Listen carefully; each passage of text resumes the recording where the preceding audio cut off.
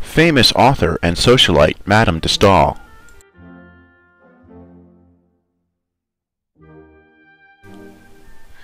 In Paris, General Bonaparte was being spoken of a great deal. The superiority of his spirit and his talents as a commander had given his name an importance superior to that acquired by any other individual since the start of the Revolution.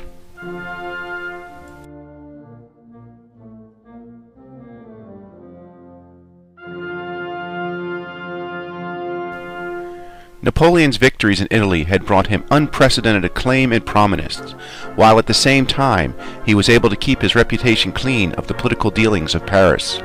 This would cause his popularity to soar.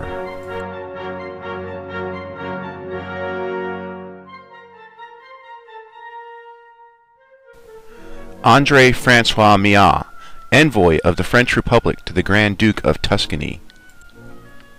I was received by Bonaparte. His reception rooms were constantly filled with a crowd of generals, administrators, and the most distinguished gentlemen of Italy, who came to solicit the favour of a momentary glance or the briefest interview.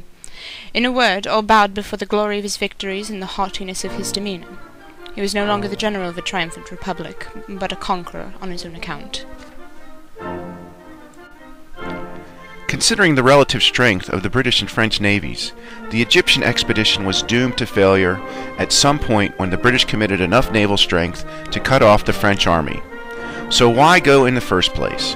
For Napoleon, it was a chance to earn glory, in his terms, or to stay in the spotlight, as we might say today.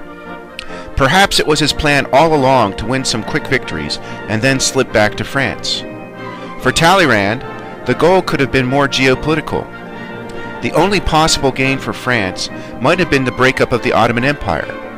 In this case, Russia and Austria would scramble for territory in a way likely to break the alliance with England. The ostensible goal of the Orient campaign was to protect French trade interests and to undermine the English position in India. The French force consisted of around 40,000 soldiers and 10,000 sailors, in 13 ships of the line, 14 frigates, and 400 transports. Getting a large army to Egypt would be a risky operation. The British might not have any ships in the Mediterranean at the beginning of 1798. But the British fleet was present with significant strength at Gibraltar, only a few days' sail away from Malta or Sicily. As it was, the French fleet slipped into the Mediterranean on the 19th of May, captured Malta, and landed in Egypt. The French landed in Alexandria on the 1st of July. The main force cut across the desert, while a flotilla and a flanking force traveled down the Nile. By the 20th of July, the French came within sight of the pyramids on the Giza Plain. Napoleon had a force of around 25,000, while the Mamluks under Murad on the west bank were probably just over 20,000, while perhaps 100,000 irregulars under Ibrahim Bey watched helplessly on the east bank. On the 21st of July, the Battle of the Pyramids was underway. The irreplaceable Mamluk cavalry was predominantly on the west, while the horde of low-quality irregulars was on the east. Early in the afternoon, the Mamluk cavalry attacked. It is a shame for the French the future Marshal Ney would not see how unsupported cavalry attacks against the square formation would be mercilessly chewed up, with little hope of success. More than 5,000 Mamluks were killed or wounded, while the French total casualties were only about 300. In the end, the Mamluk forces were driven from the field. The Seyks would lead the pursuit, driving the Mamluks into the ground and ending 700 years of Mamluk rule in Egypt. Napoleon's victory was complete. However, just a few days later, defeat at sea would deny Napoleon the conquest of the Middle East. The battle is notable for the only tactical innovation that Napoleon could truly call his own, the divisional square.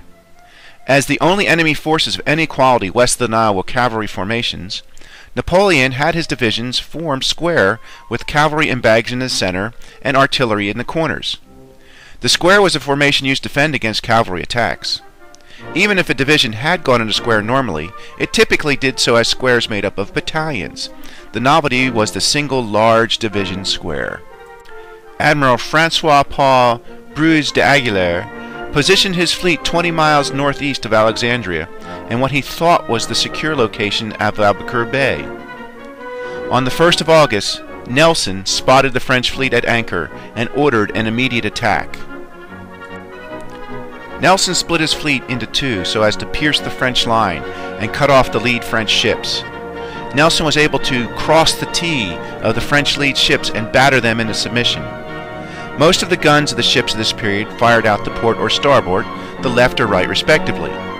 If you could get the side of your ship to face the front or back of an opponent's ship, it offered tremendous advantage and was called crossing the T. At 10 o'clock that evening, the French flagship, the 118-gun ship of the line, Orient, exploded. Of the 17 French warships in the battle, only 2 ships of the line and 2 frigates managed to escape. Cut off from support from France, no matter how victorious Napoleon was, the Egyptian expedition was now doomed to ultimate failure, as the English and Ottoman opponents could resupply anywhere along the coast and bring reinforcements while French forces slowly attrited away. No matter what the results of the battles of Acre or Albuquerque were, the French army in Egypt was on the decline. Plague broke out in the French army, sealing its fate. Napoleon's new wife Josephine was having multiple affairs in Paris, and his letter to his brother about this was captured and published in the London newspapers. In addition to family issues and his army dying slowly, the Directory was near collapse. Napoleon finally returned to France on October 1799. In February 1800, Napoleon became the first consul, and a legal coup approved by the National Assembly purged by the army.